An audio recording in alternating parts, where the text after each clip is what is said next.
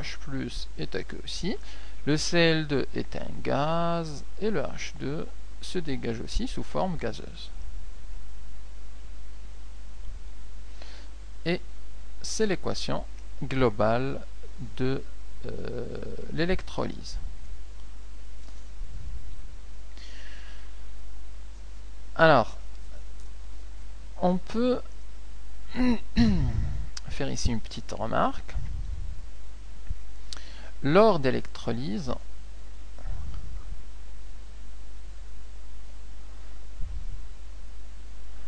lors d'une transformation d'électrolyse,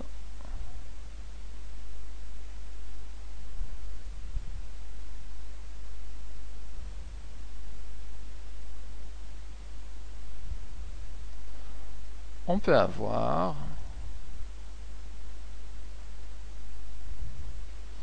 alors soit comme l'exemple qu'on vient de voir des dégagements gazeux,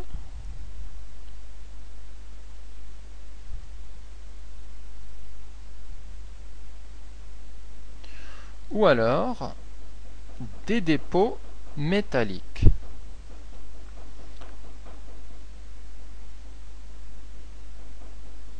Dépôts métalliques sur l'un ou l'autre des électrodes. C'est une électrode.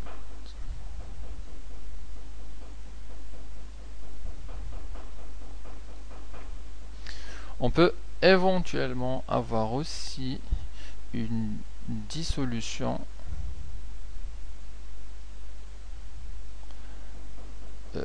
d'une électrode.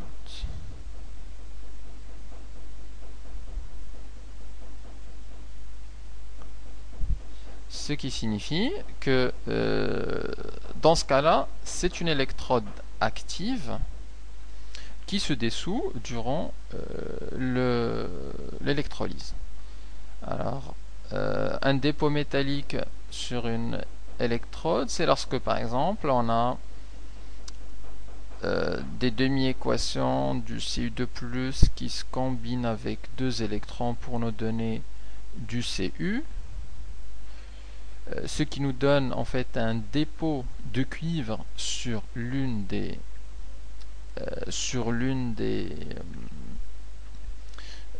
électrodes. On peut avoir une dissolution d'une électrode lorsqu'elle est active, c'est-à-dire lorsqu'elle participe aux demi-équations de l'électrolyse. Par exemple, on peut le voir avec des électrodes de cuivre, ça c'est assez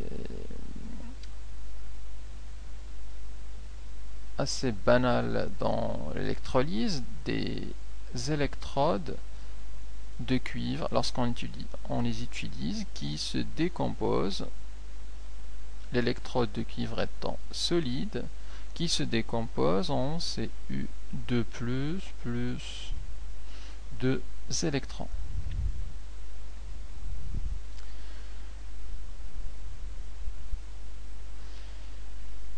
Alors maintenant qu'on a compris ce qui se passe dans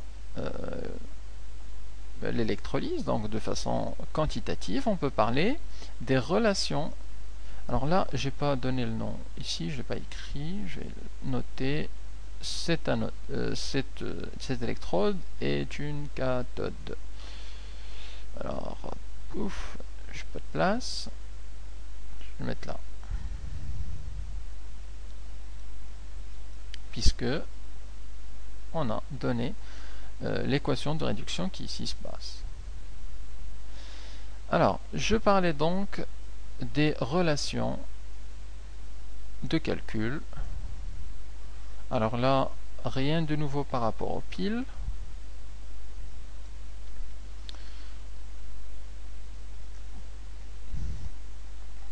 On a deux relations qui concernent la quantité d'électricité qui circulent.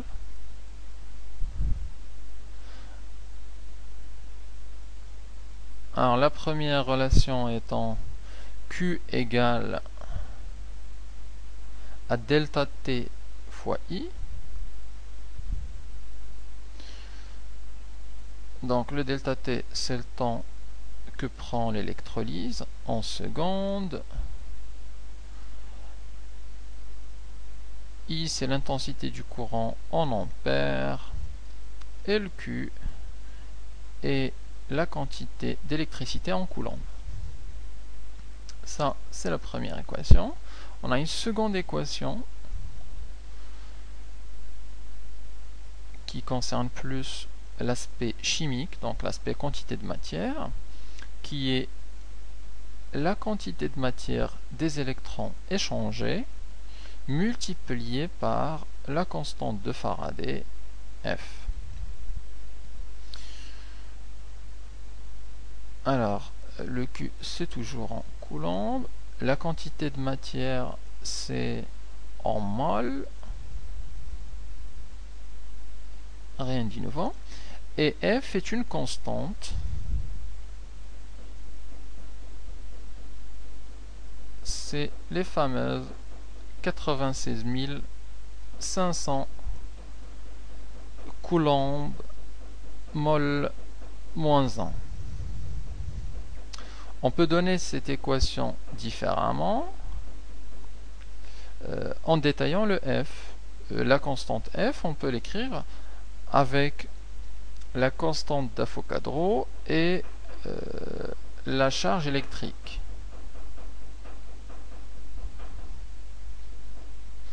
Donc NE fois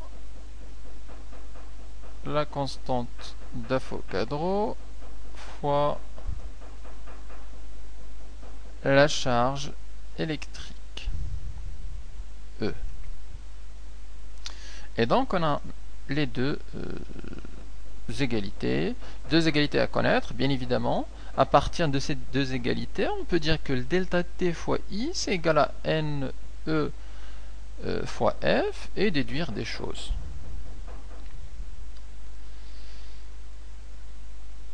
Ok, alors là, je vais noter ce que c'est que le N de E, c'est la quantité de matière des électrons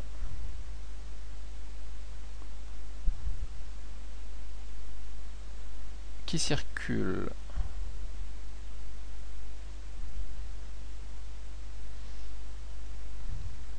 durant l'électrolyse. Ok, alors un petit exemple de calcul.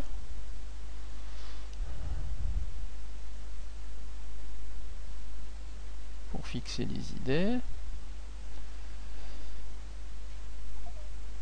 Alors, un électrolyseur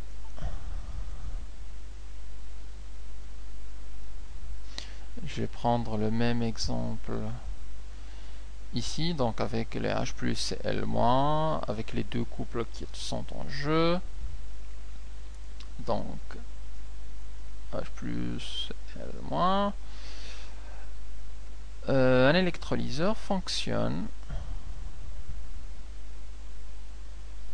pendant 25 ou plutôt 45 minutes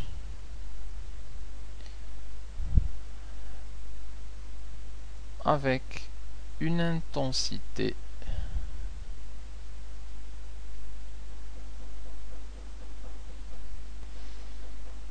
I égale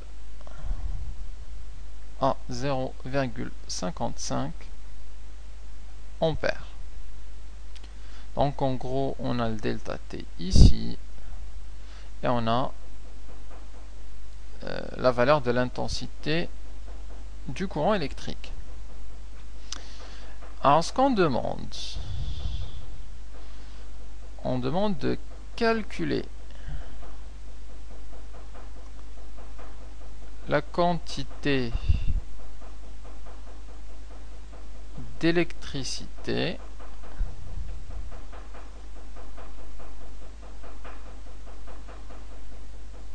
Q échangée durant ce temps-là. Deuxièmement, calculer la quantité la quantité d'électrons échangés, donc N de E, la quantité de matière d'électrons échangés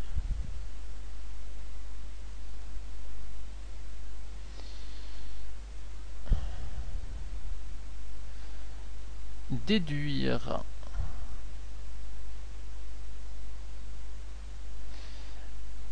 la quantité de matière du Cl2 produit, puisqu'il y a un dégagement, donc il y a du Cl2 qui est produit, et enfin le volume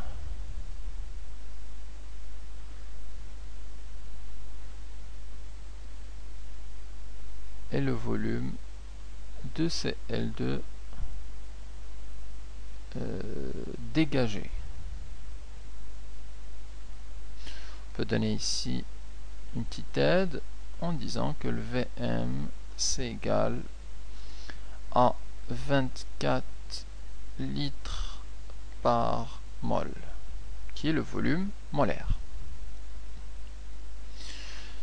Alors, on va essayer de répondre à ces différentes questions. D'abord la première, la quantité d'électricité. On connaît le delta T, on connaît I, on a la forme Q égale à delta T fois I, on peut l'appliquer directement. Donc, on a Q égale à delta T fois I. On peut faire une application numérique. Alors Q égale, le delta T c'est 45 minutes. Alors il faut la convertir en secondes, donc ça nous donne du 45 fois 60. Et multiplier ça par l'intensité du courant, les 0,55 ampères. Alors ça nous donne 45 fois 60 fois 0,55. Ça nous donne alors 1485. Donc là on est à deux chiffres significatifs. Et donc on peut noter ça, c'est du 1,5 fois 10 à la puissance 3. C'est une quantité de matière et donc c'est en coulomb.